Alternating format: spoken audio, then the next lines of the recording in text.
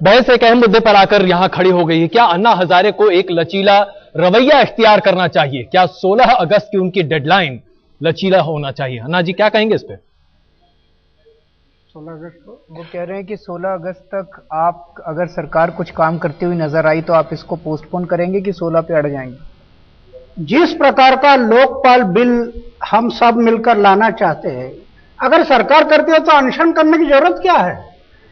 समाज के प्रश्न है और सरकार ने छुड़ाना चाहिए। लेकिन अगर सरकार मान लीजिए बीच का रास्ता इख्तियार करने की कोशिश करती है, 30 तारीख तक की डेडलाइन है, 30 तारीख तक की डेडलाइन है जब तक कि आपकी ड्राफ्ट तैयार होनी थी, अगर उस बीच में सरकार का मत जरा बदलता है तो आप अपना रुख नरम करेंगे?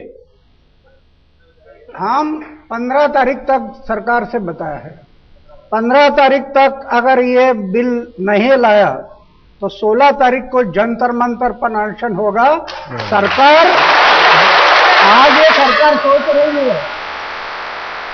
सोच रही है, रामदेव बाबा का आंदोलन लाठी चार्ज करके हम तोड़ दिया, ऐसे अन्ना हजारे का भी तोड़ देंगे। अरे लाठी क्या, गोली खाने की तैयारी हमारी। शशि भूषण जी, आपको हम इस चर्चा में शामिल करें, ये बताएं कि ये जो 16 तारीख की डेडलाइन है, ये वास्तविकता के धरातल पर कितनी टिकती है? देखिए, पहले तो लोकतंत्र क्या है इसको समझना पड़ेगा। मुझे लगता है सरकार की सोच में ये बहुत बड़ी गलती है कि वो सोचते हैं एक दफा चुनाव जीत के हम आ गए तो अब जनता का कोई मतलब नहीं। देखिए, वो रिप्रेजेंटेटिव है, प्रतिनिधि है।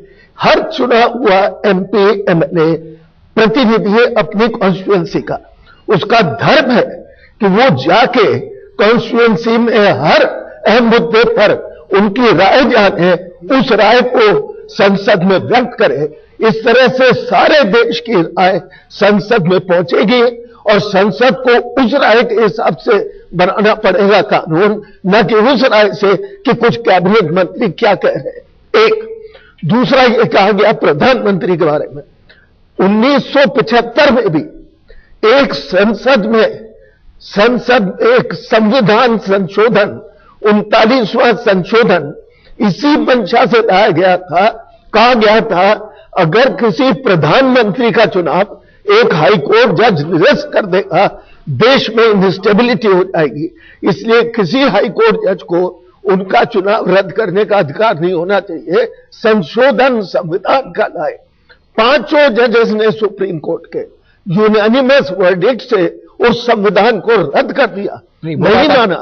एक बात और, अभी 11 मई को एक संसदीय समिति जिसकी चेयरमैन जयंती नटराजन कांग्रेस और दोनों सदनों के रिप्रेजेंटेटिव्स उसमें थे, उसने 11 मई को एक रिपोर्ट बनाई है जिसको विजिल ब्लोअर्स बिल पॉपुलर उसमें कहते हैं जी। और उसमें उन्होंने कहा है 9 जून को राज्यसभा के चेयरमैन को दी गई है कि उसमें पूरी कैबिनेट को होना चाहिए।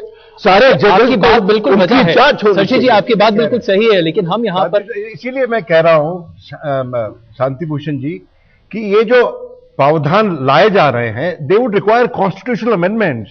और no, none of them, they don't require no, if you have none of them